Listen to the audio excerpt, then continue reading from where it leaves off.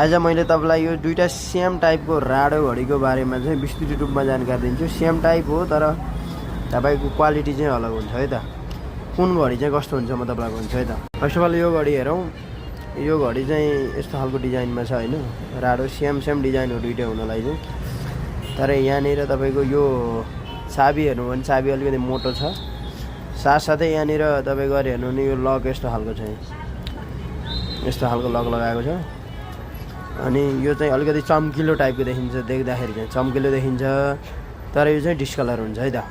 यस्तो खालको घडीहरूबाट चाहिँ कहिलेकाहीँ झुक्किन्छ कि हामी चाहिँ किन्न राडो घडी नै भनेर किन्न गएको, कहिलेकाहीँ झुक्किएर चाहिँ कपी घडीहरू पनि लिएर आउने गरेको भेटिन्छ, अथवा अनलाइन मार्फत मगाउँदा पनि थाहा तपाईँको प्राइस सस्तो देखेर चाहिँ मगाउने सेम मानेर, तर घडी चाहिँ डुप्लिकेट परेको हुन्छ।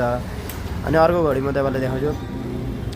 यो घडी चाहिँ अलिकति यो चाबी पनि सानो हुन्छ, अनि चाहिँ यसमा कस्तो हुन्छ भने चिल्लो टाइपको हुन्छ कि एकदमै चिल्लो खालको हुन्छ। अनि प्लस चाहिँ कलर देख्दाखेरि साइनिङ ज्यादा नदेखिए पनि तर यो चाहिँ एकदमै चिल्लो खालको हुन्छ।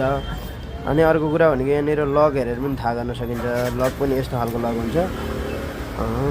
यो चाहिँ तपाईँको ओरिजिनल हो। यसमा चाहिँ तपाईँले पैसा फाल्दा फरक पर्दैन, यो पानी पनि जाँदैन, प्लस चाहिँ डिस्कलर पनि हुँदैन, एकदम बबाल खालको यस्तो खालको घडी। त्यही भएर चाहिँ कहिलेकाहीँ चाहिँ कस्टमर चाहिँ झुक्किनुहुन्छ क्या, यो घडी र यो घडीमा चाहिँ स्याम हो, तपाईँले चाहिँ मलाई यतिमा यो चाहिँ मैले यतिमा ल्याएको, यो चाहिँ मैले यतिमा पाउनुपर्छ भन्नुहुन्छ। यसमा क्वालिटी अलग अलग हुन्छ, त्यही भएर पो तपाईँलाई महँगो सस्तो पर्छ।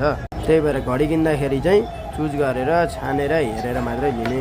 वेट पनि बेसी हुन्छ यसको वेट चाहिँ बेसी हुन्छ, ओरिजिनलको वेट चाहिँ बेसी हुन्छ। यो किटबाट बनेको हुन्छ, ओरिजिनल किट होइन।